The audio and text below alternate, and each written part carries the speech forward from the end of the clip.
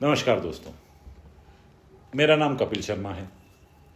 मैं पिछले 30 सालों से दिल्ली और आसपास के इलाकों में नाटक करता रहा हूँ, गाने गाता रहा हूँ।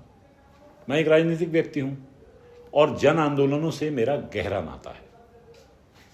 इन 30 सालों में मैंने सैकड़ों नाटक किए, कई गाने बनाए और जाहिर है ये गाने सत्ता के खिलाफ थे, जनता की आकांक्षा और अभिव्यक्ति से जुड़े हुए थे और जनता के सवालों को सत्ता के सामने रखने वाले थे। मैंने तमाम किसान आंदोलन, मजदूर आंदोलन, छात्र आंदोलन, आदिवासी दलित आंदोलन, महिला आंदोलनों में इन नाटकों को किया, इन गानों को गाया।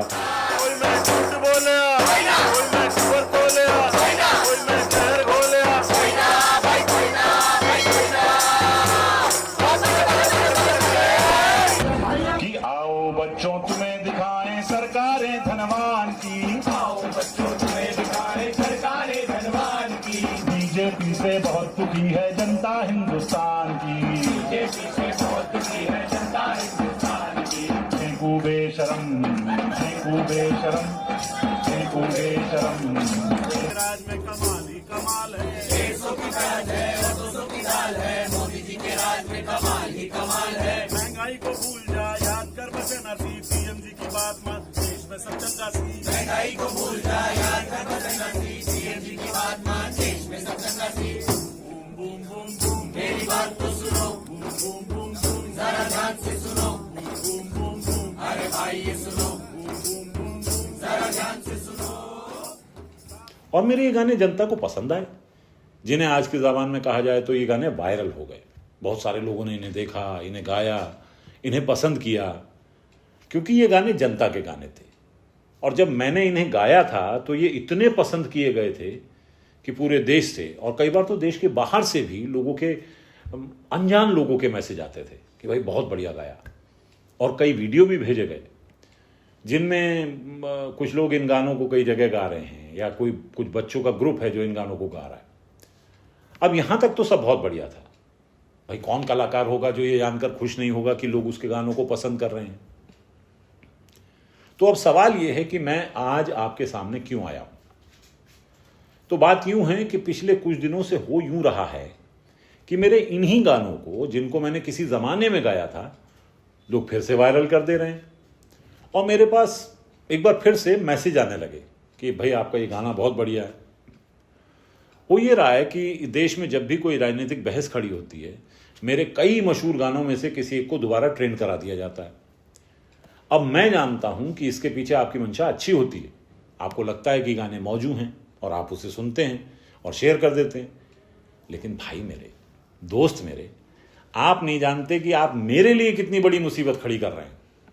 भाइयों, दोस्तों, कलाकारों, प्रतिरोधियों और सत्ता के विपक्षियों, सुनो, मैंने ये गाने तब लिखे थे जब मैं इस गलतफहमी में मुब्तला था कि इस देश में अभिव्यक्ति की स्वतंत्रता यानी फ्रीडम ऑफ एक्सप्रेशन है। लेकिन मेरी ये गलतफहमी पिछले कुछ दिनों में बिल्कुल ही खत्म हो गई है। अरे यारो, तुम्हारा कुछ ना जाएगा, लेकिन his friend, dear friend Donald ने अगर मेरे पीछे CIA, FBI को लगा दिया तो क्या होगा भाई। अब ED, CBI छोड़िए, यूपी और महाराष्ट्र की पुलिस तक को लगा दिया तो मेरा क्या होगा।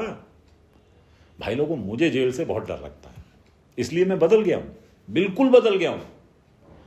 इसलिए मैं आपके सामने उन बातों को रखना चाहता हूं जिन पर मैं अब यकीन करता हूं और चाहता हूं कि आप भी इन बातों पर यकीन करें, बल्कि पूरा यकीन करें।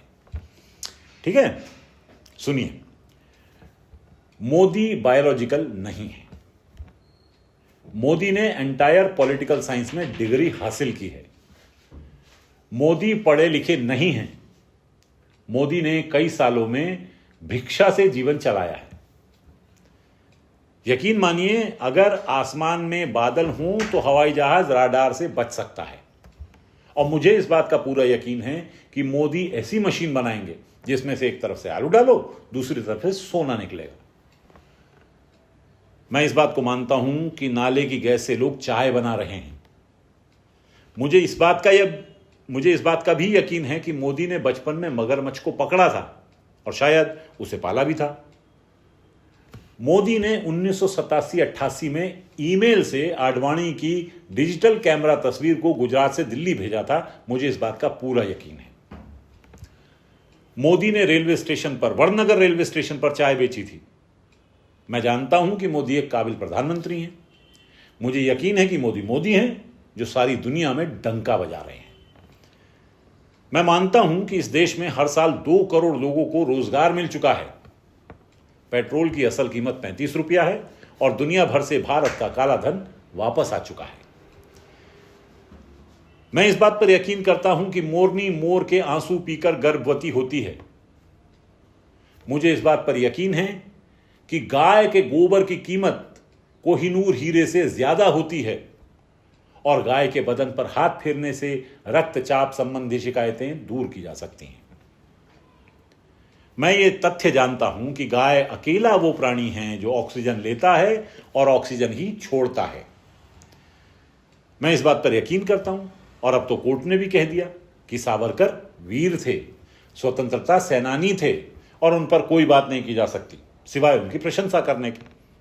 नेहरू पर अलबत्ता की जा सकती है और गांधी के तो कहने ही क्या।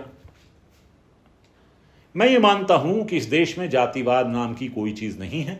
यह सिर्फ कुछ अराजक तत्वों की साजिश है। मैं मानता हूं कि ब्राह्मण सबसे ज्ञानी जाति होती है और उनका असम्मान करना कुंभ ही पाक नर्क में डालने के लिए काफी है। मुझे इस बात का यकीन है कि आंदोलन करने वाले देशद्रोही होते हैं और उन्हें बेल नहीं दी जा सकती। हां, रेप करने और मार डालने वालों को अलबत्ता अच्छे आचरण के सदके रिहा किया जा सकता है।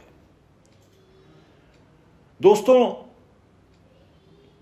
मेरे मित्रों, खैरख्वाहों, मैं इन बातों पर पहले यकीन नहीं करता था, अब करता हूं। मैं अब बिल्कुल बदल गया हूं। अब मैं सरकार से सवाल नहीं करता।